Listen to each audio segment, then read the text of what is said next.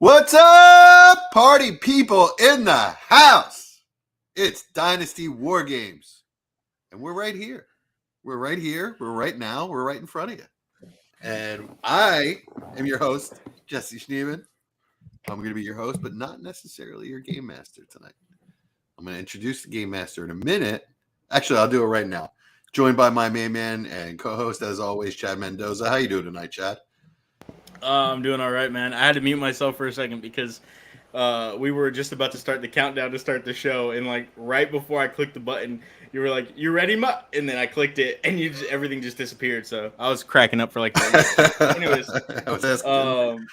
yeah, I'm it's true Dynasty War Games fashion. But, we're here. On brand. Yeah, we're here. We're ready. Mike is back, which is, whatever. But oh man, we're super excited just to have coming with the burns, man. Right? Jesse's calling Chad his main man, and now well, Chad's that like, happened. That just sort of developed while you were gone. We've developed, I mean, you're still the captain. You're still Captain Mike Casper. You're some kind of vague memory in the distance. We're like, we vaguely remember you, but it's just kind of blurry. I'm not gonna lie. The past month and a half has been a blur, to be completely honest, for me. So. And Mike, I went to Cancun and you guys did a podcast, and it was as if I was never even born. Thanks, guys, for the shout out. I mean, there was my wife was pissed about that. Actually, in my defense, I was introducing that show, and I can't remember what it was. I think my mic came unplugged, or my headphones came unplugged, or something. Something happened, and I had no audio at all, so I couldn't tell if Mike was talking or like what was happening. So I was like, I kept on introducing the show blindly. I'm like, we're probably talking over each other right now, and there's two different intros going on. So yeah, it was a mess. So I said, "What's up, Mike?" as fast as I possibly could. So, but I mean, very awkward. It's tradition great. Here, Mike. Out of sight, out of mind. Exactly. I just didn't want your ears to be ringing, Jesse. That was a professional courtesy on our part. Right on. I think what we've learned is I'm the only constant and only reliable person on the show. No vacations for me. And you have the shows. Yeah, well. Yeah. All right. So on the docket tonight, we have we're going to do a quick game about players that could win your league, or just players that could really jump up and help you if someone were to get hurt or get benched. Just some possible league winners that you may not have thought about. Chad is going to be the judge of this. It's a little weird, but I like it that way because it means Chad can't win, right? So either Mike or I will win. Then we're going to do a little talk about our hometown teams. For everybody that doesn't remember who Mike Casper is, he's a Broncos fan. And obviously, Birds. And Chad roots for some blue team. I don't know. We'll figure that out when we get there. If you don't mind me doing it, Jesse, do you mind if I tell everyone kind of where I've been and what kind of games I was up to? So please, fill us in. I got to do a shout out to some of my cadets at Old Texas A&M. Evan Day Mayday was his football name. Evan Day Mayday. We got some new listeners here, so they finally since they graduated, they're second lieutenants now, I guess. They asked if they could know my podcast, so I told them. They'll probably tell my cadets now. But no, so I was in the lovely woods of Fort Knox. I wouldn't recommend anyone live there. But no, I had a really good time with cadets training them. Had a pretty good group this year. We did have one point where we were sleeping in the field and it rained every single day. And it was 3 days in a row. And I've never seen so many poo-poo faces. And they smell really bad too. So, but overall, I had a really good group, learned a lot from them.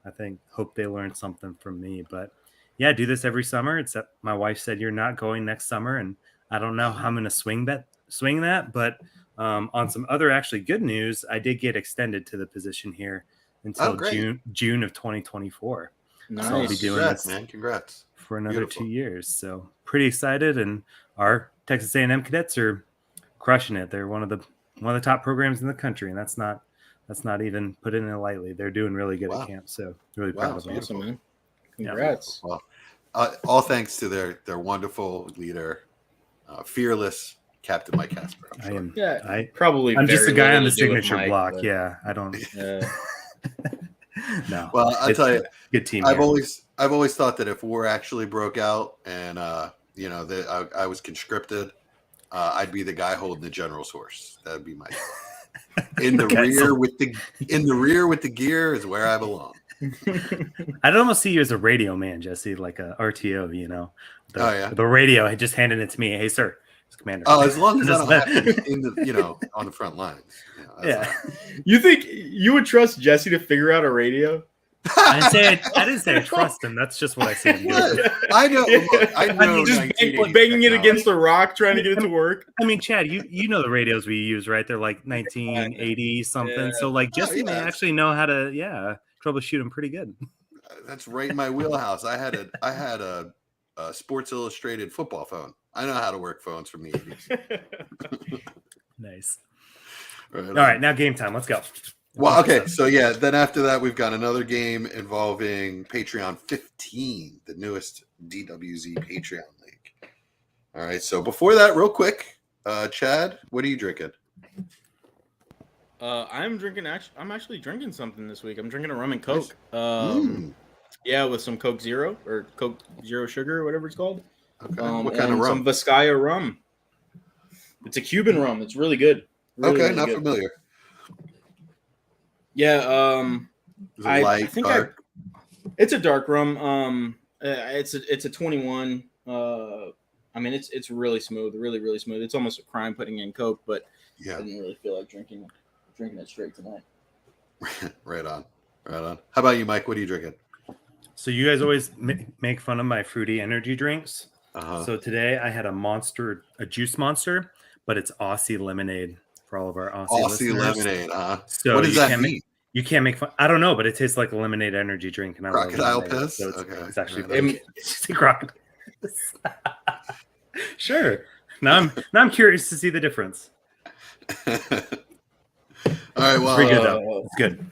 I have outdone myself tonight. I am drinking watermelon and black cherry assorted White Claw. That's so nasty. It's so gross. I know you make fun of me with the fruity stuff, and Jesse's always coming at it. But I make fun of him too. He's just fruity alcohol behind his back. Yeah, I'm a 17-year-old girl. It's all right. It's not a problem. I know a lot about football, so we'll make it work. I know Jesse's at his job at his restaurant, just drinking Cosmos and pina coladas. We don't have a liquor license. Oh, that sucks. Why do you work there? What? Because we don't have a liquor license. Yeah. Why do you work there? We close at 8:00 because we don't have a liquor license. Yeah. Why do you work there? I have a family. That's why he drinks at home.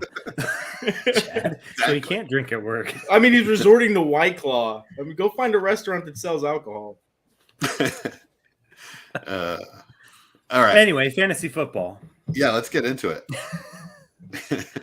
All right. So what we're going to do here is, I already explained this one. We're just going to go, I guess, round by round. Mike throws one out with a little explanation. I'll throw one out with a little explanation. And Chad, you tell us who the winner is. Okay. Sounds good. Cool. Mike, you go first. Cool. So I feel like there are some obvious big names like that are kind of popular, like a Higgins or a Pollard kind of. Thing. So I wanted to Alexander Madison. Those guys aren't part of this game. Dig a little deeper. Any of those guys would have won you the round too. Such a shame. Oh yeah, thanks, Chad. So I am trying to dig a little deeper here. We'll see how it goes. The first one I feel like is going to be like my guy for the 2022 season. Not only because I think he's going to have good standalone value, but like something happened. Whoa, Chad, you all right? Yeah, I'm all right, man. I dropped my iPad. Drop the cat. Okay. My guy is Allen Robinson. So especially if anything happens to Cooper Kupp this year. I think Allen Robinson could go straight up nuclear. Nuclear? Like top 5 wide receiver potential. So, yeah. Oh, you laughing at me, Chad? I don't like that. It's nuclear. No, you're doing good. Keep going. Look, I've had an Aussie drink. Okay? He's going nuclear. He's going nuclear. Yeah, no. Gosh, keep going. Sorry, keep going. I've been in Kentucky. Okay, but yeah, Allen Robinson is one I absolutely love. The division they're in, shootouts galore, and if anything happens to Cup, just ride that ship to the moon. Right on. All right. I feel like that was a little chalky, but all right. First of all, I don't like the black cherry nearly as much as the watermelon. Watermelon's way better. First. Second, nobody cares. I'm gonna go with Brian Robinson. Right. So if something were to happen to Gibby, and he were to go down for the season or a few games or whatever, I really think Brian Robinson takes over the rushing role with McKissick spelling him as the third down back. And that's a guy that I don't know if we're getting to league winner status with him because, he can catch the ball. So maybe there would have to be 2 injuries for that to happen. But yeah, I'm going with Brian Robinson. I think he's got the ability to really jump up and surprise some people. Chad, I have to say something before Jesse. Go ahead, do it. Before you go. You cannot say Brian Robinson with the amount that you crap on Carson Wentz. How is he going to lead an offense to score points? Where Brian Robinson could be a league winner with how much you talk about Wentz as being a scrub. Well, all right. So I'm just saying they'll have to lean on the running game a little more because their passing game is not. No, because it's so much better to just hand the ball. I crap on Carson Wentz as an NFL quarterback with no heart that isn't going to take you anywhere. As a fantasy player, he's got. He's middle of the road. You kind of crap on him as a fantasy player.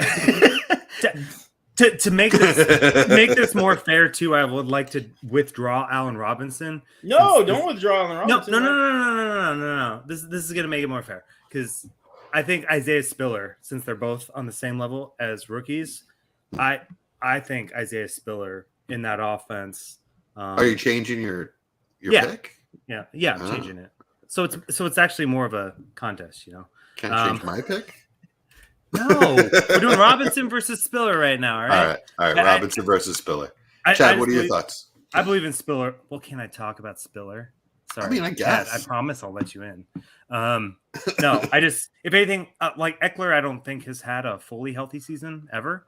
So, and Spiller, Eckler's even said he doesn't want to carry a full load, and I don't think he has to based off of last year. Like he's effective enough in the passing game and the rushing game. And I think it's going to be a really good offense in our division that's going to be full of shootouts. So if anything happens to Eckler, I think Spiller has total top 10 RB potential, maybe even better. I feel like Chad and I are more believers in Spiller than probably anyone else. It's probably our A&M bias out here, but I think he's a really good RB, and I think everyone else there is scrubs. So he'll have good standalone value, but league-winning value, especially if anything happens to Eckler. So I'll take it. I feel that about Brian Robinson, but better. Better. So Chad, what do you think? Spiller versus B-Rob. Yeah. So that did make it more interesting because the winner was going to be Allen Robinson, I think, for his ADP and where he's going in it's too chalky in dynasty formats. He could be a league winner though. If we're going by the game, Allen Robinson could definitely be a league winner. I see both Isaiah Spiller and Brian Robinson as extreme long shots to it, barely even being possible that they win you a league this year unless something ridiculous happens. RBs get injured all the time, Chad. Yeah. I just don't. That's why I picked RBs. Even if Gibson and Eckler go down, I don't see them just handing the ball to Brian Robinson or Isaiah Spiller 100% of the time and just letting them take over the role solely themselves. I think we've seen with the Chargers that they've really took a committee approach when Austin Eckler went down, previously, and Gibson doesn't even get the majority of the work now, with J.D. McKissick there. So in the passing game, that is. There's this possibility though that Brian Robinson just straight up beats out Gibson and McKissic gets hurt. Yeah, there's a possibility, right? But they tried so hard to get Gibson back or J.D. McKissic back this offseason, right? Yeah. Because he was gone and away, thing of the past. They basically begged him to come back. We've seen they trust him. They just trust him as a football player.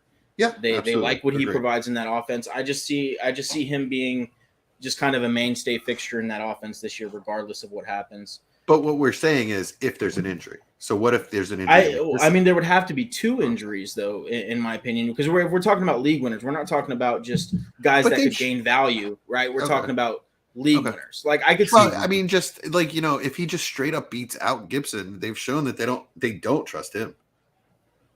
Yes. Yeah. No, that's true. That's true. But he would have to get so many touchdowns in that offense to become a league winner. Like, I mean, his touchdown number would have to be astronomically high because he's not going to get the passing game work. It would be like a LeGarrette Blount season. Yeah. I mean, it'd have to be one of those. Which I mean, I like Brian Robinson a lot. I have him a lot of places. I think there's significant reason to. I mean, there's definitely a reason to believe that his value could increase significantly. So for league winner, are we thinking like someone that can have a 4 to 5 to 6 game stretch at the end of the season, or are we thinking someone that from the beginning? When you tell me league winner, right? You're telling me somebody, and it doesn't have to be in the beginning of the season, doesn't have to be in the middle of the season, but at some point in the season, they step into their role, and when they're playing, they're a top 10 option in their position. Cordarrelle Patterson style. So this is why I really like the Spiller, because like it was Justin Jackson and Eckler last season, right?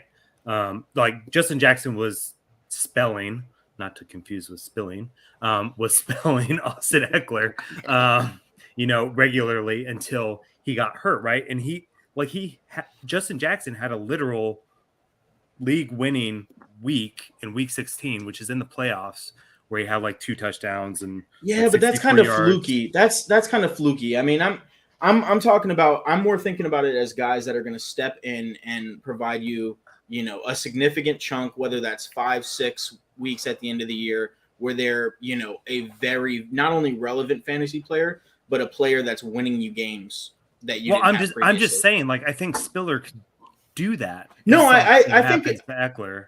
I think it's in the realm of the usage of Jackson, and Jackson's not there anymore. So the guys in chat are yelling about Larry Roundtree.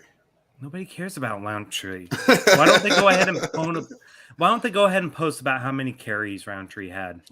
Let's just put it this way. I think the Chargers' offense will be more explosive. I think, and I don't think that's even debatable. I think that the Spiller will be more inclined to get involved in the passing game.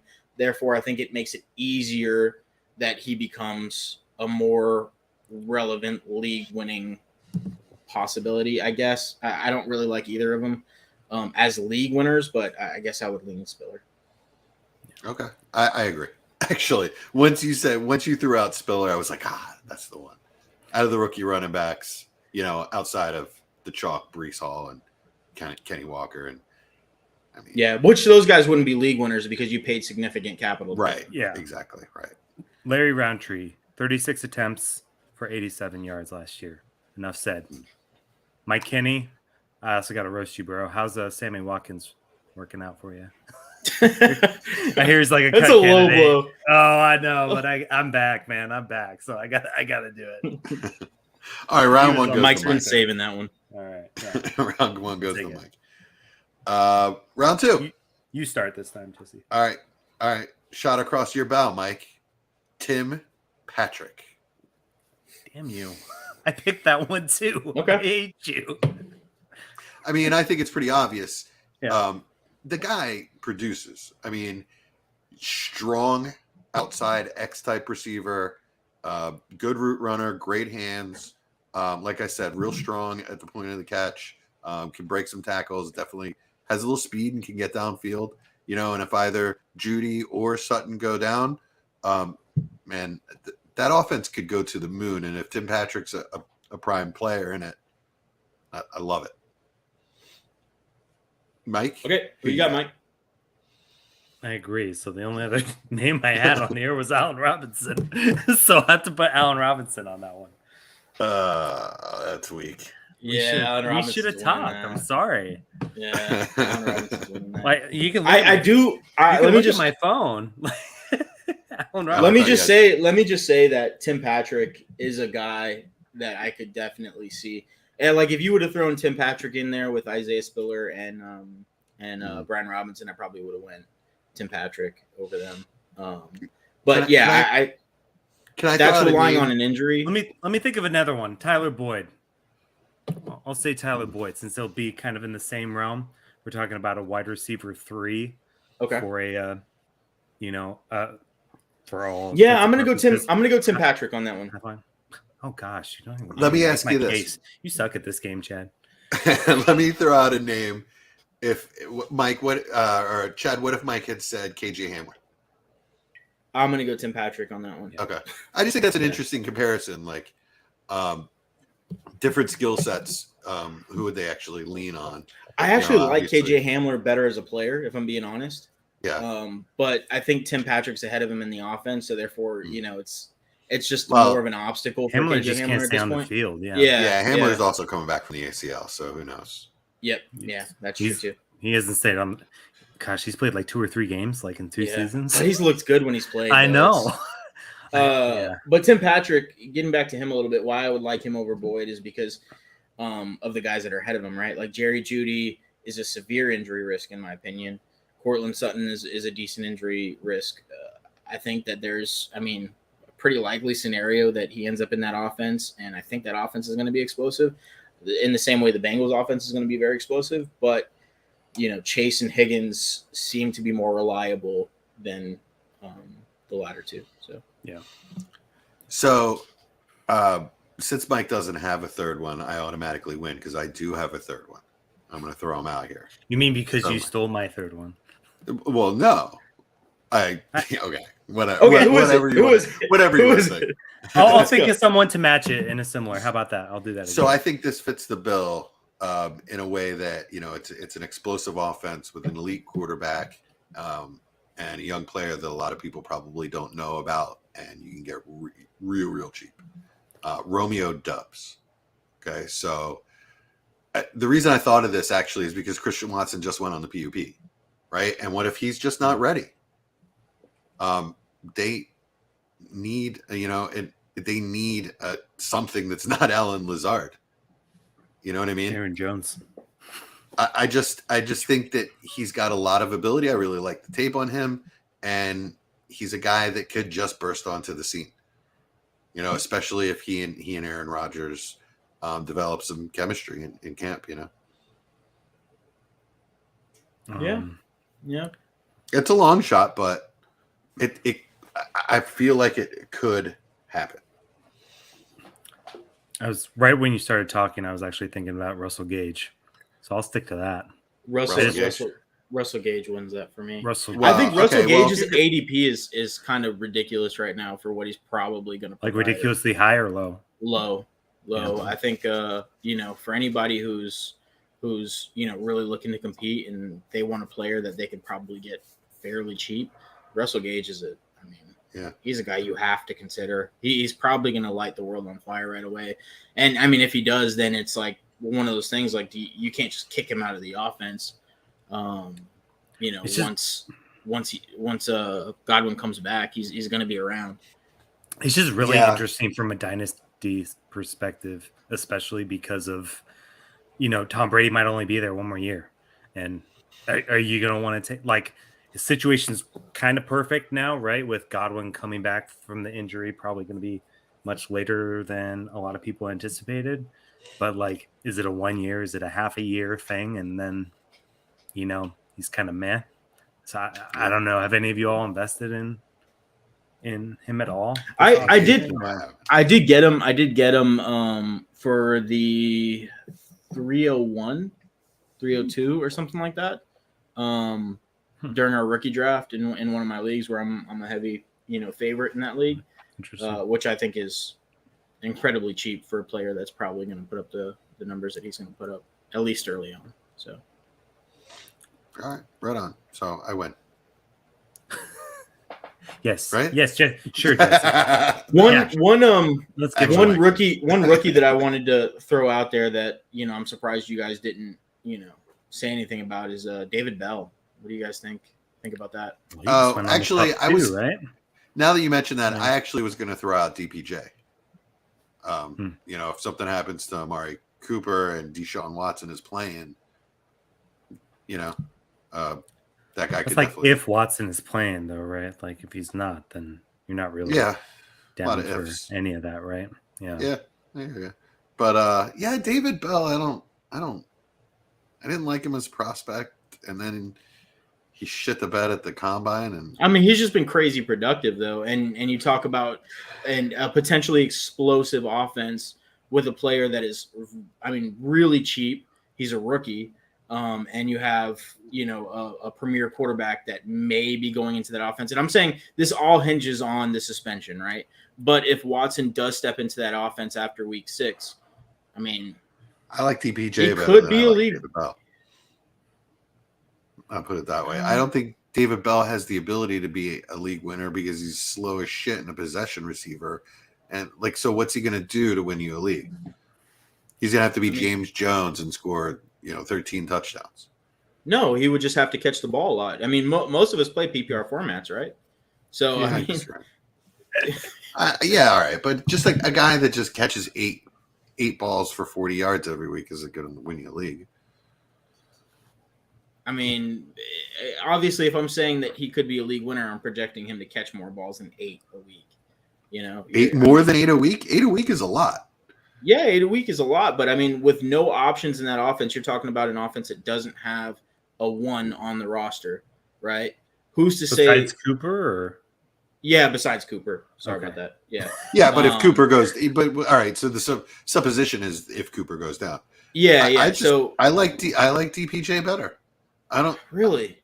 Yeah, I think he's just a better football player. He's got a better skill set. He's faster. He's more athletic, and maybe. Yeah, I don't think so. Peoples-Jones has never been that productive. Like, I get it. I get it, right? Like the SPARQ score. Not the SPARQ score. The athletic profile is just not impressive. But he's done nothing but produce. Nothing but produce. That has to count for something. Right? There's guys that have come into the NFL. But if he does translate, it's too late. Like, that's why his price is so cheap, is because of his athletic profile.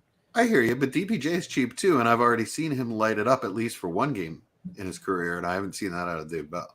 God, I'm not. I'd rather take the guy that I haven't seen before. I'd rather take the unknown than take Peoples-Jones. That's fair. You guys are really talking both sides of the coin here. You got one with all of the intangibles, right, with the physical profile, things like that, but did really not a whole lot at the college level at Michigan, right? Then you got the other side of the coin where this guy was like a super producer, but then he comes out and bombs the combine. So I think it'll be interesting to see who kind of. And I'm not saying it actually is very interesting. I'm not saying this versus that, right? I'm just saying, like, there's also the factor of David Bell not stepping foot on the field and that unknown factor being there. Right, Peoples-Jones, we've seen him not light the world on fire. We haven't seen that from David Bell yet. I just don't. I have reservations on Peoples-Jones coming out this year and lighting the world on fire because he's never done it in the NFL before, and he's had the opportunity. Held back by Baker. Yeah, but you could argue that Watson fits his skill set way better than Baker does. That's what Brian Ford says in the chat. DPJ was held back by Baker's A-dot. Okay. Well, Watson fits any wide receiver in the world better than Baker Mayfield. Right. But, he's just a better quarterback. But he can get the ball downfield. Yeah, for sure. Yeah, I guess so. I'm very curious because Chad, you absolutely could be right. I'm just playing sort of devil's advocate in a way. I don't love DPJ. It's just an interesting conversation. Neither one of us know. Like, I'm not saying I'm right. I'm just saying, which player I'd rather have today if I'm making a prediction, and that's David Bell for me. Sure. But yeah, Peoples-Jones. There's unknown with each one of them, right? Like, Peoples-Jones could obviously come out and light the world on fire and be a far more unknown with David Bell. Yeah, just more unknown with David Bell. And at this point, at their cost, I'd rather take that, especially with him being a rookie and the value increase. Like if People Jones comes out there and he's wide receiver 15 on the year, right, or 16 on the year, there's a minimal gain in value, right? Really? Because there's always going to be that doubt that we're talking about Cooper going down, right? Like it's like there's always going to say, okay, it happened because Cooper got hurt. It happened because he got more opportunity. So far down. But listen. When Cooper comes back, that we're going to see that regression again, right? Like he's not going to be the only guy catching balls. This is David Bell sucking and Cooper going down, right? If David Bell is anywhere close to being wide receiver 2, he's a rookie. Like that is going to be a significant value increase. Value increase. All right, one more name I want to throw out there that Brian Ford put in chat was Velus Jones. So I don't think we have to get into him too much. I think we all know that he's an old prospect with a lot of speed. But if things click, Justin Fields got a lot of talent. He's got a lot of speed. So N'Keal Harry. Extreme long shot to me. I personally, but you guys throw the whole Bears wide receiving core in a friggin' what's it called where you pull out the little balls, the little bingo basket, and just whichever one comes out, sure. Yeah. We'll figure it out. The answer is Cole Kmet, to be completely honest. Answer is nobody. Everybody in that. No, it's Kmet. It's Kmet. I literally the only person I like in the Bears offense is Khalil Herbert because he's cheap as shit and he's got a lot of ability. I like Khalil Herbert as a stash. I like Kmet as a player. I don't like anybody in that offense. I think it's going to be absolutely terrible. But yeah, Brian Ford, Kmet. There you go. Anyway, I don't know. I feel like he could get all the Andrews type of targets. Anyways, moving on. All right, a lot of names that we threw out there that are cheap, and you may be able to get to. Never know. Throw them in there. Throw them on your roster as a stash. Could do something for you. All right, so next, we just kind of want to talk about our hometown teams a little bit and see what's going on. Just any nuggets that you have for us, Mike, about the Broncos? Yeah, so obviously the talk has been Russell Wilson. And in case you haven't been following his socials or anything, this dude is locked in. He's been Peyton Manning has a house in Colorado. He's been meeting with Peyton Manning on the reg. And he also, I guess he flew a lot of his receivers down to his house in San Diego earlier this month before the season's before training camp starts. I think it just started or starting next week. Next week. So, obviously when he first, got traded to the Broncos, he had everybody out there, Judy, all of his guys out there. So he's creating a lot of buzz. He's really, he's developing chemistry.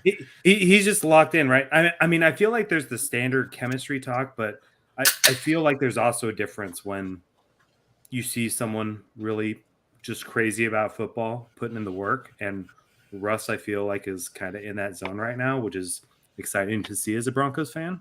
So we'll see how it all comes together. I was listening to the GM Shuffle the other day, and they were talking about, the standard coach speak of, hey, Nathaniel Hackett is making a playbook to Russ's strengths, right? Which is like, it's kind of a cheesy thing to say, but I feel like we have a lot of coaches that bring in their playbook, bring in their system, and try to fit it to it. Like that's what Kubiak tried to do to Manning, to be completely honest. Tried to make him an under center quarterback, which just wasn't Manning's game, and Manning was also on the downhill, right? But it's good to hear, stuff like that from Russ's perspective. Other perspective, right, is Greg Dulcich getting some buzz. He does have he's got a core muscle injury right now, but they don't think it's going to keep him out of training camp. But he's been splitting reps with Alberto as the tight end one. Beautiful. So and that's why I was so slow to come on to jump on the Alberto train, because I'd like to see what plays out in camp more. But you don't expect a lot from rookie tight ends anyways, but it's good to see, number one, he got, the third round investment, pretty high investment considering they used a lot of their picks to get Russ. So to see Dulcich already getting some run is good, because I know they have like 5 tight ends on that roster right now. So yeah, absolutely. Team already getting it is pretty nice. I've never been a huge fan of Alberto's talent as a fantasy player. I really like him as a tight end. You know, he's a good blocker. He's knows how to get open in space, you know, and he's good hands, but I just don't think he's got the athletic profile to, you know, be any kind of dominant or fantasy force. Yeah. I mean, we'll see. Chad, you got some Dulcich, didn't you? Stuff. Yeah, quite a bit. I got a few of those cheap tight ends in this class. I really like a lot of them. Yeah. I got put them on the all taxis. of them. I have probably 4 shares of all of them. All of them, yeah. Same. Yeah. Even Bellinger. See which one's the next Kittle, I think I have you say even Bellinger. I think I have 30 Bellinger shares. Honestly, like he's on waivers in most of my leagues. So I just picked him up. Yeah, exactly. I got him. He was so easy.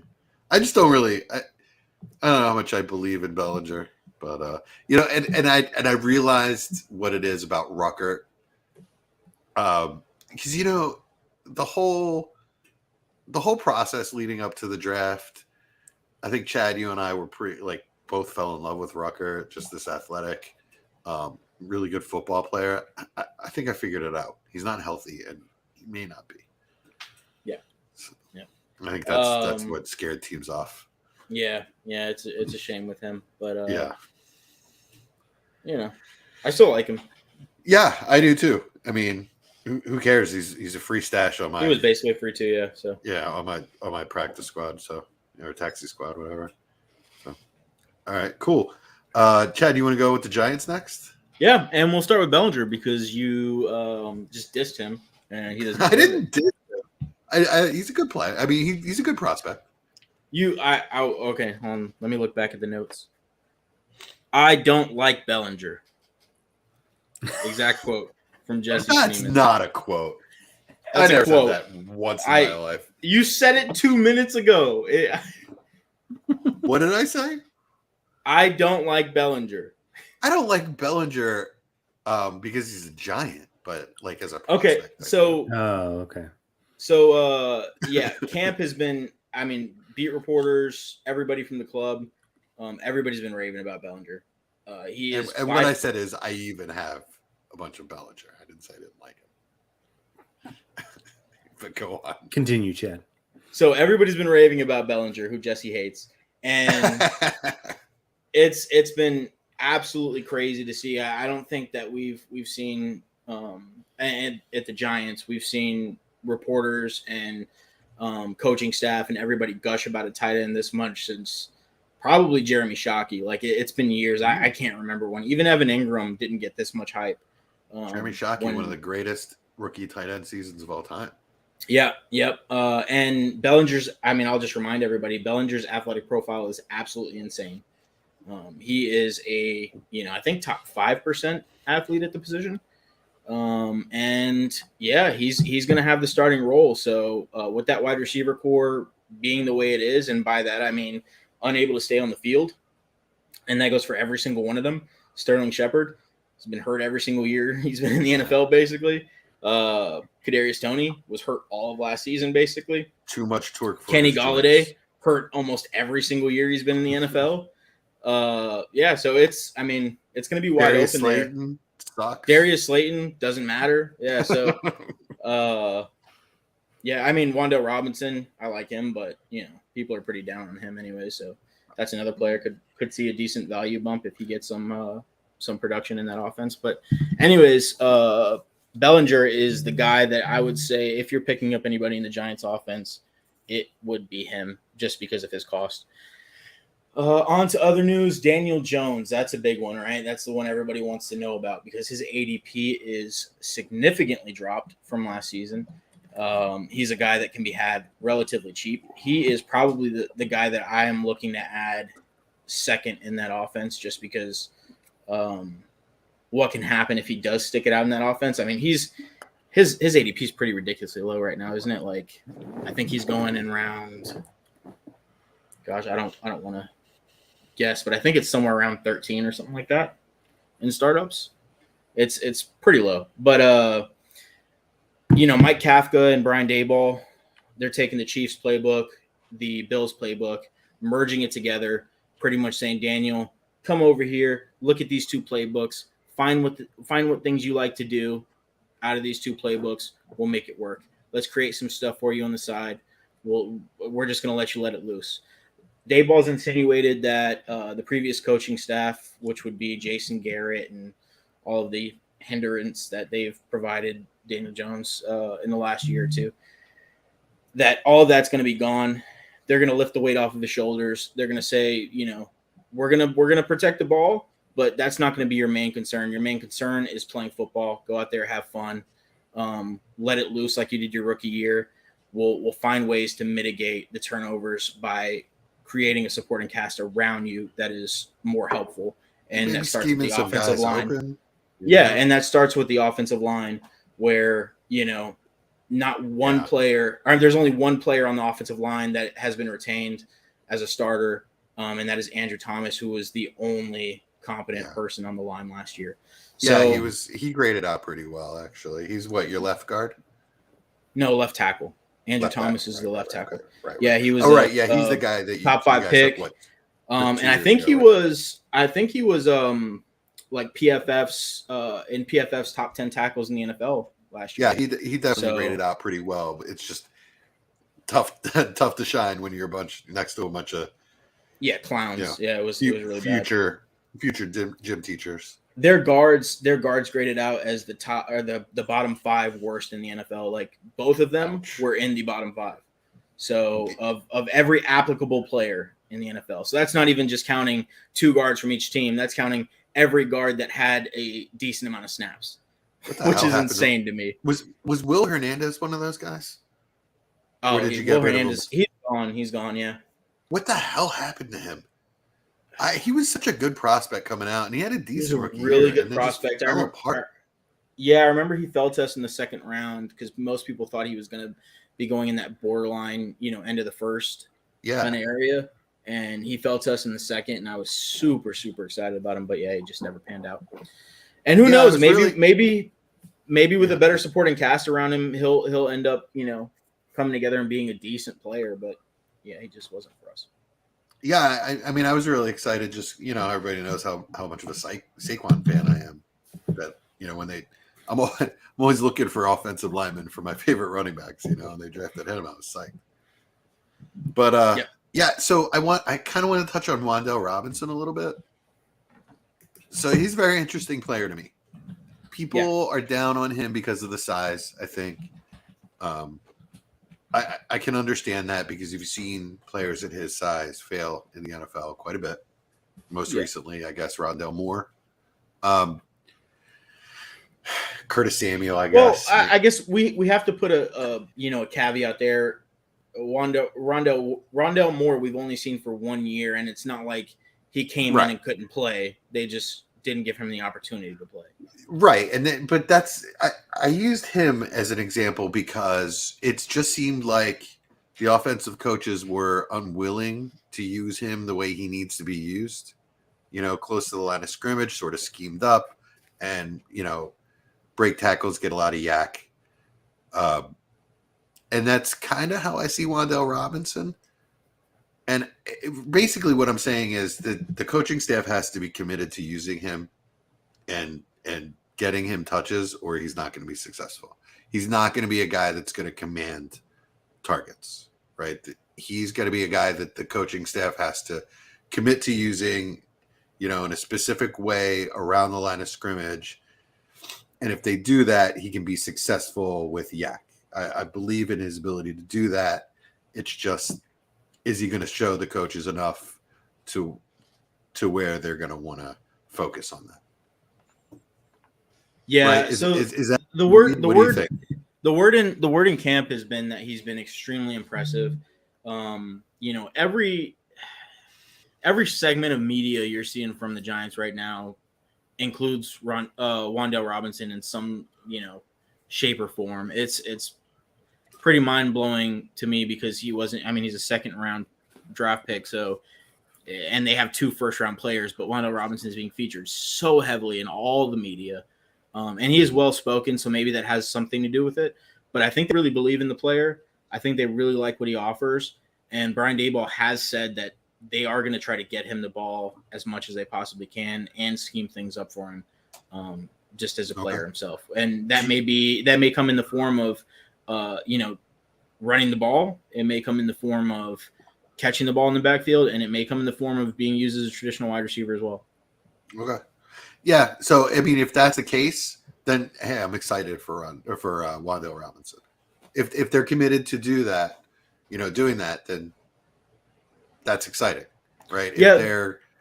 If they're gonna, wuss out like it seemed like what happened with Rondale Moore last year, then I think the promising thing with the Giants offense too is that the cost of entry is so low on all of these players, barring Saquon Barkley, right? Somebody's going to put up numbers that are going to, outdo their ADP basically, because the ADP on these players are so low. The value on these players are so low that somebody's going to do it. It's just, are you looking at the prospects overall or at the players overall, not just prospects, because guys like, Sterling Shepard and Kenny Golladay and Kadarius Toney can be thrown in there too. But that's the other thing with Wando. I doubt he's going to be like a starter in 3 wide receiver sets. He's probably it's just going to depend. It's just going to depend on the health is what I was getting at, because I mean, it's not like I'm just not saying it. It's not just me saying it. Like, none of these players have stayed healthy at all, like, and at any point in their career. So for all 3 to do it this year, it would be something miraculous. Like, honestly, I'm expecting for at least 2 of them to miss significant time, because that's all we've seen.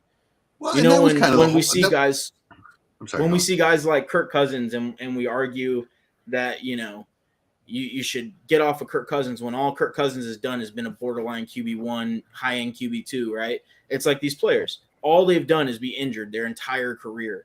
So now we just have to expect for them to be injured at this point. Like that's all they've done.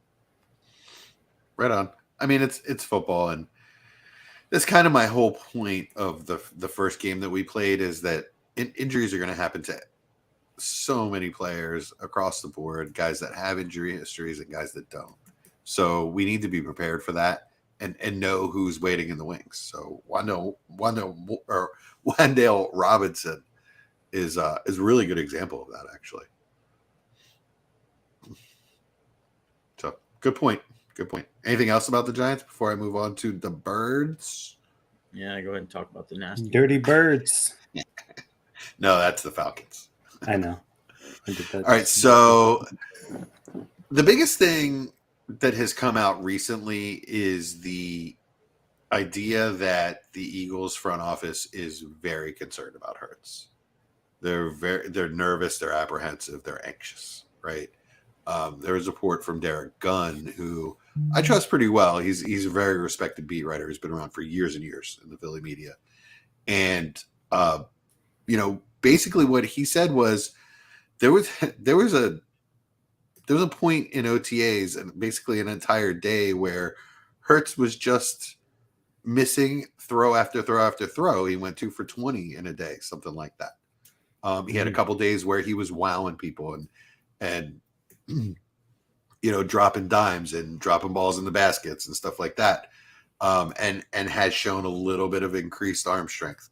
The problem is he hasn't changed his mechanics. He still needs to wind up to throw the long ball, and the inconsistency is still there. So the Eagles are really concerned that if by OTAs you haven't shown that you've made a leap, how are you going to show that by the time the season starts? Camp isn't really where you make a leap. It's in the offseason, right? So I just more and more I feel like Hurts might not make it through the year, and actually, I should have written my players down. One of the guys I wanted to throw out in our previous game, actually, now I think about it, was Gardner Minshew. What do you guys think? If Hurts gets benched, what do you think about Gardner Minshew with those weapons? and the Eagles want to be a passing offense. They want to throw more. They don't want to be 32nd in pass percentage this year. I promise you that. So what do you guys think about that? I'd like to see it, but I think there's good enough talent around Hurts to prop him up with who he's got in his wide receiver core, tight end, and running backs. Like, I think they'll be pretty solid. So I think they'll save his job more than what I'm saying is if the team feels like he's holding those weapons back, he's not going to last. Yeah, Chad, any thoughts? Yeah. So, with Minshew, as far as he's concerned, if Hurts does get benched, the only reason I have Minshew around is with the purpose to sell him. Yeah, right. As soon as Hurts goes down, maybe I'll wait a week if I think Minshew is going to come in and light it up, or maybe Hurts gets benched in the middle of the game. Minshew comes in and lights it up for 2 quarters. You might need him to throw some numbers out before you can. As soon as I see like him have a decent game and I see any value there at all, I'm going to get that value. I'm chasing it, and I'm sending offers to every single person in the league trying to sell him because that's a ticking time bomb. But yeah, I mean it's not out of the realm of possibility. That's for sure.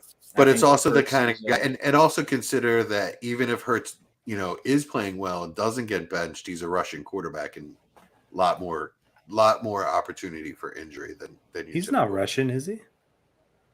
Hurts? Yeah, he's not Russian. Oh my God. It's a dad joke.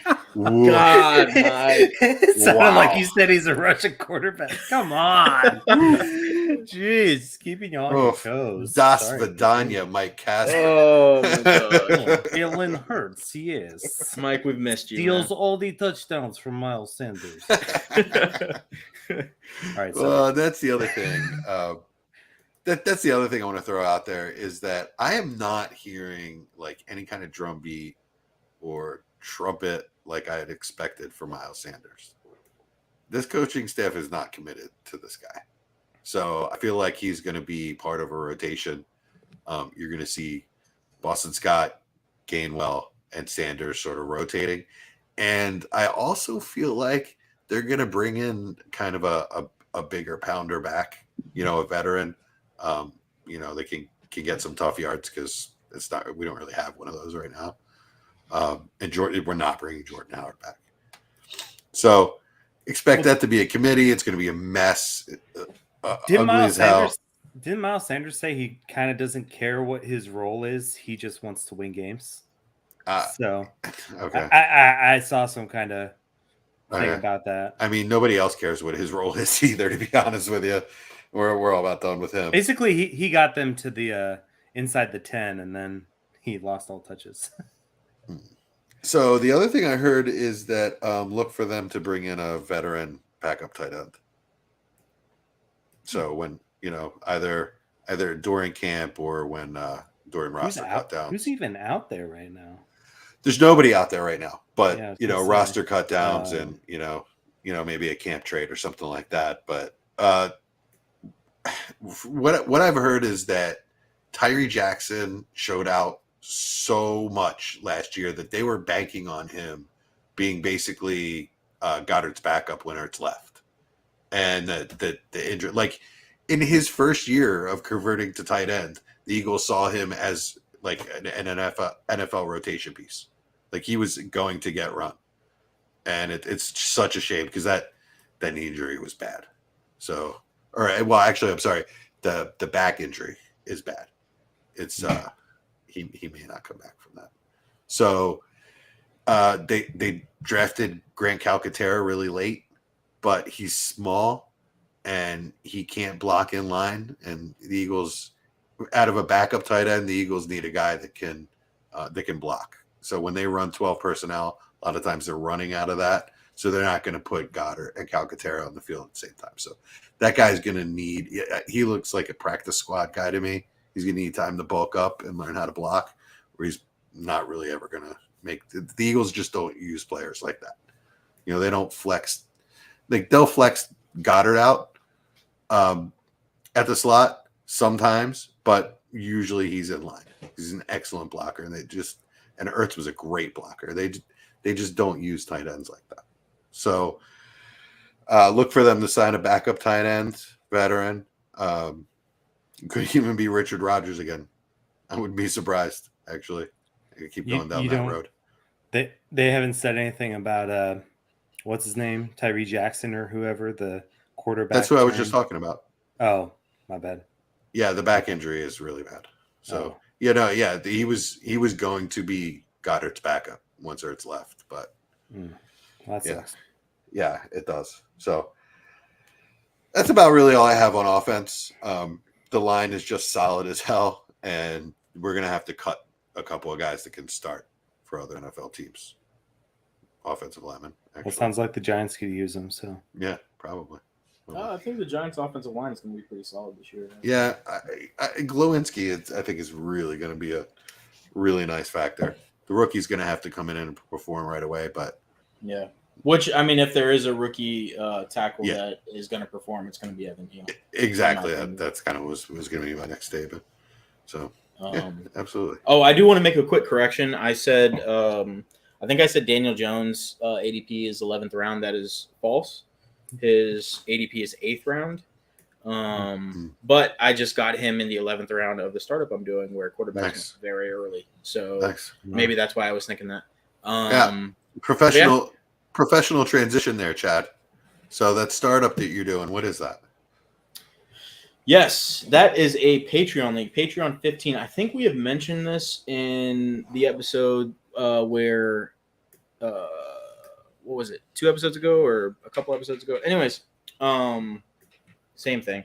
But with Brian Ford, we had mentioned that we were doing a startup, and it was running off of Scott Fishbowl scoring, basically. But it is a dynasty league. It is not a redraft league. And we are in the middle of it right now. And by middle, I mean we are in round 15. 15 to 30 or how many rounds? 15 of 20, 27. Oh, okay. 27, Ooh, okay. Yeah, it's a deep roster. Deep leave. Very, very deep. But yeah, Scott Fishbowl scoring. And we're going to play a little game where I am going to give you guys a player. You were going to tell me where they were drafted. And like round and pick or what? Yeah, round and pick. And then I'll 12 teams. 12 teams. Yep. So then I'll ask you what their ADP was last year. And for that one, don't give me a round and a number. That one, give me a number like 85, overall. Okay. 87. Woof. All right. Chad's games are always so and hard. Whoever's closest wins? Whoever's closest wins. Yeah, you don't have to be spot on. Okay. And you get a point for each? Yes. You get a point for each one. And negative if we guess wrong? Oh, no. It's closest. Okay. Gotcha. Closest. Yeah. Yep. Closest. All right. So the first player, this one's going to be interesting. George Kittle. That's me buzzing it. Let's hear it, Jesse.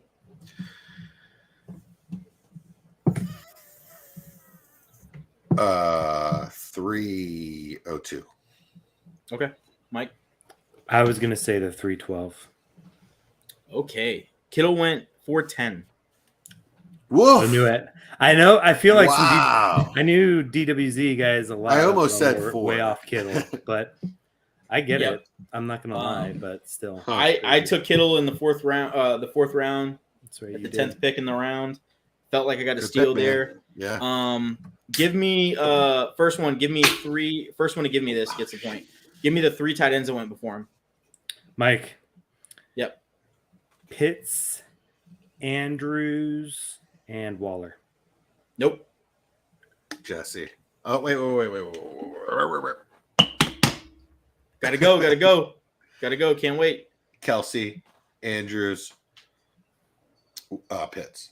Yeah, that's that makes sense. Sorry. I don't know why Kelsey went 5 picks before, or no, sorry. Kelsey went 3-5. Yeah, I believe that. So, yeah. Waller didn't go until the 5-1. Yeah. I think there's a lot of worry with the volume from Lance as far as with Debo, Ayuk, and Kittle. Mm-hmm. So I think that's where it stems from. But Kittle hasn't stayed healthy for like the last 2 seasons. But yeah, it's interesting. He was a league winner though once he came back last year. I'll tell you that much. Yes, he was. He was crushing 410. I mean, all that is baked in, right? That's a 175 tight end premium. No. That's let's see. It's a 1 PPR because it's a 0.5 PPR league because it's Scott Fishbowl. Oh, okay, gotcha. And then it's 0.5 added on. Gotcha. But it's also 0.5 added. First downs. So it's a point. It's a half point for first down. So you also get, you also get a tight end premium on first downs and something else. Yeah. Yep. Tight ends are very valuable. Yeah, they get a premium in 3 different categories by a half point, I believe. So that makes it very valuable. So let's go with Wait. So Mike wins that. You have to give the ADP from last year. Oh yeah. Sorry about that. Okay. So Mike, go ahead and guess the ADP. ADP from last year is Dynasty, right? Yeah. Okay. Or actually, for Kittle, because for some reason I'm not getting the premium. It's not pulling up the premium. It's like not loading correctly. So just give me like what his in BPR. Yeah, in regular PPR formats. I'm gonna say the 212. No, ADP. Oh, sorry, my bad. So what is that? I'm gonna say 25. Okay. 25. I'm gonna go like 16. Okay. Mike was closest. He was 31, and he was tight end 2.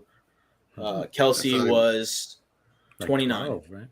Oh, yeah. So I guess I'm just so entrenched in tight end premium. Yeah, me too. That's my fault. It is your fault. Yeah, it was loaded up. It's always for your some fault. Reason. Yeah, internet's being kind of. It's technically always my fault, but thank you, Chad, for. Yeah, it is Jesse's fault, but yeah. All right, so Dalvin Cook. Ooh, Jesse. Go ahead. He went to 8. Okay. I'm gonna say he went 310. Mike wins again. He went 4th, 7. Okay. I was gonna say the 4th round too. Yeah. Yeah. 4th round, 7th pick. These Asian running backs, y'all. Yep. Yeah, 26 years old. Wow. I know. Yeah. All right. So, what was his ADP last year in the month of June? Mike, you got it right, so you get to go first. I'm gonna say 15. Okay. Yeah, I mean, I think my 16 call was probably pretty good. He was 11. Ooh, You guys don't remember Dalvin was in the 1st round last year? No, I actually don't. I knew he was close. That's why I didn't. I think 15 is close, Chad. That's like the 2-3. Yeah, but he was. I think 11. I think. What did I say? Yeah, 11 is pretty. Season's maybe as we were going closer to the season. I think in the beginning of the year he was going earlier than that. Let me check real quick because. I was gonna say, is that before or after rookies like Najee and stuff? Yeah, that's after. So that was in that's in June. So this time. So let me see. Can I just say one of my peeves about startups? Yeah. I don't like rookies being part of that. And I like even less rookie picks being part of that. Can we just separate them, please? Veterans and rookies. Just, so my brain can handle it. How do you determine who has the first rookie pick? Who had 112 in the startup? That's bull crap. Just go reverse order. First, so the guy that has the 112 this year and the 2-1 should have Breece Hall. Yes. No. The 101 gets Josh Allen. I think that's stupid. or Patrick Mahomes or Justin Herbert, whatever people. All right, then you go lottery. Then just do it by lottery. Still, I mean, what if he gets like Dak and do both by lottery? And if you're unlucky in the lottery, then I'd rather let the owner pick. I do tough like titties. I like it where you have the rookie pick and then you have a rookie draft separately. I'd rather that as well, but I also like the what do they call it when you have the draft to either pick the rookie pick or the startup pick. Those are cool. Yes, that's good. Yeah, I love it. Yeah, dual derby. Yeah, the derby. That's right. Yeah, do the dual derby. Just do it that way. That's great. All right, so we're gonna go with a little bit of a harder one here. Okay, Cordero Patterson.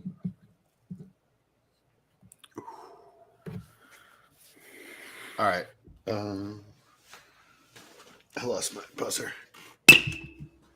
Yep, let's hear it. 1407. I'm gonna say the 1304. That's a Price is Right there. It says like going $1 over. You said 14. I said 13. Yeah, you're right. It's the whole round. I just wanted to make a Price is Right reference, Mike. So Patterson went 1410. No, so Jesse was closer. Yeah. I was starting. Yeah, cool. All right. So last year, I think he was undrafted. Yeah, that's right. Damn, I thought that was going to be a trick. Okay. Yeah, no, because I got him off waivers. Who's the waiver guy? Yeah. Okay. Yeah, undrafted. All right. How many more of these we want to do? A couple more? Well, it's 4-2 Mike, right? Yes. Have you guys been keeping score? I have. Okay. I'm not keeping score. 4-2 sounds right. Okay, this one's going to be interesting as well. Let's go David Montgomery. Yep. That's me buzzing in. Okay. I'll just buzz it in right away. I don't care. 607. No, I'm gonna say like the 805. That's probably too early. Yeah, it was probably way too early. He's probably in the 9th. Yeah. He went 6'8". Whoa! Ah! Woo! One spot away. I should get an extra point for that. He went the pick before Kenneth Walker. Around and after Cook. Is that what we? Wow. Just one round? No, two rounds after Cook. 6'8". Dalvin went 4'7". 2 rounds after. Okay, 2. So almost exactly 2 rounds after Cook. I mean, I don't like Monty. Okay, I don't like him as a dynasty asset at all. The Bears offense? Yeah, I think he's a declining asset at the age of 24. Okay, real quick, ADP on him. Last season? Yep. I go first. So it's 4-3 right now, Mike. This is big. This is big.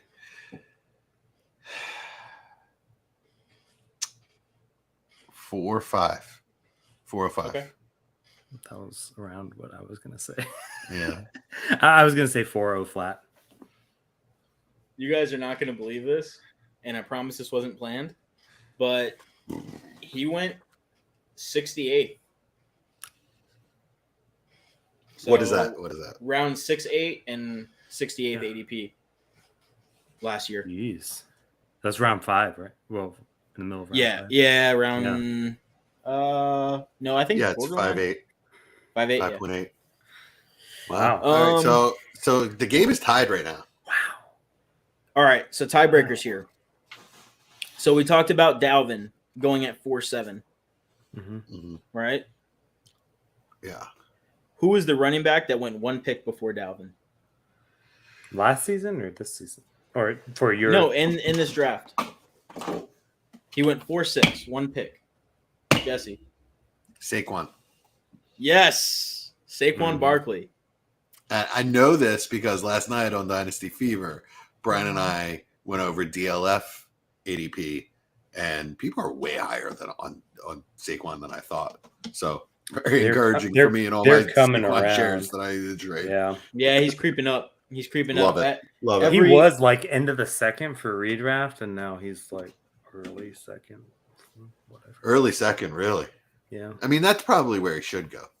I think he should be early to mid second. Or, yeah, All early right. second. So let's do one more. This one is going to be fun.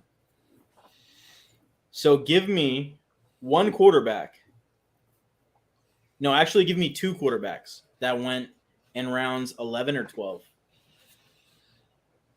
There's a number of options. Let me tell you how many went. 1, 2, 3, 4, 5, 6 quarterbacks went in rounds 11 and 12. Go ahead. Mike got it. I was going to say Daniel Jones and Jared Goff. Daniel Jones and Jared Goff. All right. Can you give me one more? Let's see if you guys can get all of them. Wentz. Yep. Wentz is one. Who are all the crappy quarterbacks you got on your team? Yeah. Pickett. No, Pickett went way earlier. Pickett went earlier. I'm sure. Pickett went in the 7th. Trubisky. Matt Ryan. No. Trubisky went in the 12th. Matt Ryan. Matt Ryan went in the 10th. Let's see here. There's two more. Mills. Yes, Mills is one. Mills. One more. Old reliable. Well, as of recent days, old reliable. Kirk Cousins. Definitely not sexy. No. We've argued about this guy. Cousins? No, not Cousins. Not Cousins. That's budget Cousins. Cousins. Much less sexy. We've argued about it. Huh? Kirk. We already talked about Wentz. I'm just gonna give him to you guys. He has a rookie sitting behind him. Oh, Tannehill. Yeah, Ryan Tannehill. Yeah. Which I thought was a bargain at 10. Wow. Yeah, that seems. Yeah. I agree. I guess he doesn't really have a wide receiver, right? He's got one with asthma, and that's about it. So. Yeah, but you also have to remember that this is Scott Fishbowl, and I think, has been pretty accurate. Yeah, he has been pretty accurate, and also, he's been pretty efficient with his running. Yep. Yeah. Especially with the touchdowns.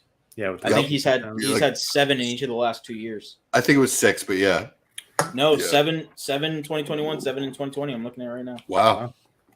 Yeah, that's strong to quite strong. Man, stealing from Derrick Henry, that's bullcrap. Yeah, Derrick Henry had enough. Well, Derrick Henry got hurt too, so yeah, he didn't get hurt true. Last season. So Anyway. All right, yeah, fun game. You guys did quite well, I think. All right, so I got a win. No, I got the 2 quarterbacks first. Nice try, Jason. Huh? What? I got the 2 quarterbacks for the last question. No. Okay, one more question to settle it. No. The game was over. I won the tiebreaker. That was just bonus crap. That was the tiebreaker. No. The tiebreaker was the Delvin question, my friend.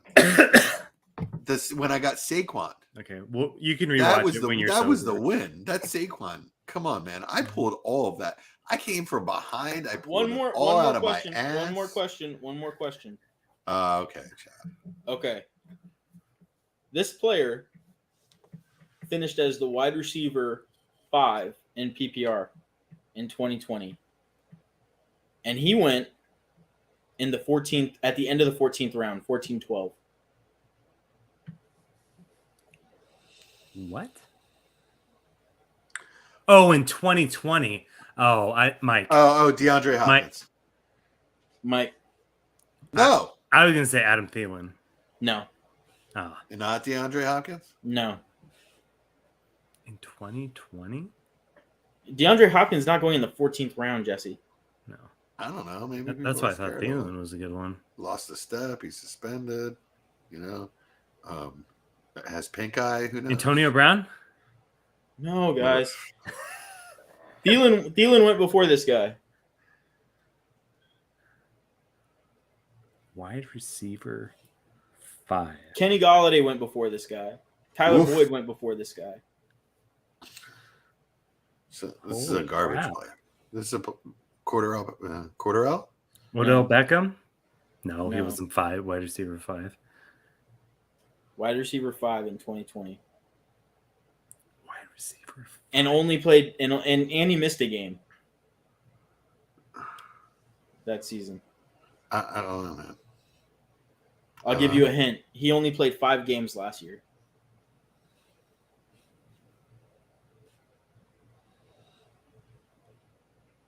This dead air. Chad, who is it? I'll give you another hint. He enjoys casinos. Oh, Calvin Ridley. Yes, sir. Oh. How do you guys not get that? Because he's not a non-entity. He is not. I haven't even been thinking about that dude for months. Yeah. You've got to, if for a player to finish wide receiver 5 in 2020, there's got to be a, some... 2020 was 2 seasons ago, Chad. Wide receiver 5, Mike? There has to be some reason other than football that he's not being drafted early. I'm old. I forget things. I don't even know what I ate for breakfast this morning. Yeah, that trying to remember the 2020 wide receiver 5. No, that was a good one though. Cool. Yeah, I thought that would trip you guys up a little bit. Yeah, that's all your games are, just to trip us up, make you feel. Yeah, it's pretty exactly. Your games are hard, dude. Well, maybe your games are too easy. Maybe that's why I'm always winning. Yeah, tell him. Yeah, I mean that would explain why Jesse's games suck. So, I have to just sort of foreshadow for next week a little bit. I may or may not be debuting a new character on the show. You've been talking about this character for a month. Please, let's get this over with. Yeah, it wasn't happening tonight. I didn't want to steal Mike's thunder. This is all about Mike tonight. Yes. We've reintroduced Mike to this podcast 5 times. He's always leaving. It's like I was literally in the hospital. It's like I was in the hospital in a coma. We're like, I'm looking back at the episode names, and 50% of our episode names are Mike's back. Actually, no. Mike. What people don't know is that Mike actually did pass away, and this is Mike's evil twin, Mark. On that note, but don't worry. Later in the season, we'll find out that Mike did survive the parachuting accident. I'm laughing because that joke just missed so bad. So bad. Yeah. Let's go out on that. I'm trying to write soap opera plot lines. Oh man. Oh god. Until next week. Yeah, exactly. All right, guys. We have to build the chemistry back. This is getting ridiculous. Nah, we had a good time. No, I'm messing with you guys. Friends. Yeah, we're having fun. Friends. So, plugs, Mike. I heard you're doing something else this season during football season. Are you working? Yeah. Just actually sent my response on W9, but I was asked to help out with charting for player profiler. Next year. So it's just a really small gig. I don't have all the details yet, but I know I watch a game and I kind of chart both teams as far as formations on offense and defense and stuff like that to help them do their player profiler number. Oh, you're the new guy. They're going to give you all the shitty games. I know. I was like, just give me the worst. I was like, give me a couple Broncos games, please. But Jags, Jets. Yeah, exactly. I don't know. I've always been interested in just honestly been thinking about watching it just for myself. So to do it and to make a little side cheddar and to help, I think a good website because I think player profile is pretty usful. So yeah, I like them. Looking forward to it. So, number one, congratulations. Thanks. Yeah, absolutely. Number two, I think it's awesome for the show because it gives you a little cachet. I think that it's seriously. What I think it's probably going to give you some insights that we don't know that it's going to give you at this point. Yeah. So, I'm excited to hear what it brings. Yeah, if I see any trends, just I'm not sure how it works. If I have to stay silent, but I would like to be able to share things I see. Hey, if you learn things from watching football, you're allowed to share it. As yeah, right. I'm going to care about this a lot more if you get us a free subscription. A free subscription? Well, they do. I have to get Game Pass, but they reimburse me for it, so that's kind of dope. I'm going to care about it a lot more if you get us a sponsorship. Oh, yeah? Yeah. A podcast sponsor and another podcast. Yeah, exactly. Why not? I think that's the thing, though. I'm there's some podcasts that I watch, and they're just advertising other podcasts. It is true. Yeah, I listened to Late Round QB, and he's really talking establish the run every Yeah. So I guess if he's only talking about QBs, it's like not his lane, you know. Look, what I really need to do is I need to get Uber to sponsor this podcast because I'm the official fantasy football Uber driver. No, not really, but yeah, them and like Built Bar. That's what I got to work on. So you don't do Lyft at all? No, my wife I just never really got into their app. My wife just started doing a little Lyft here and there.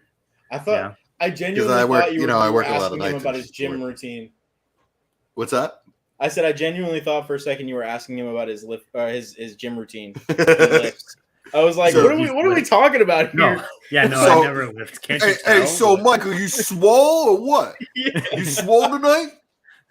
No, I was like, guys, let's just end this. Let's do it. All right, guys. Man, it was amazing. On that note, I'll hit the gym. It was amazing tomorrow. getting the three of us back together. I mean, I don't know what the hell Chad's talking about. I feel like we clicked right away. Yeah. Like always. Gosh. It'll get better. Somebody end it. Anyway, I'll go ahead and end it. Hey, great to be back. Dynasty War Games. Until next week. Boom.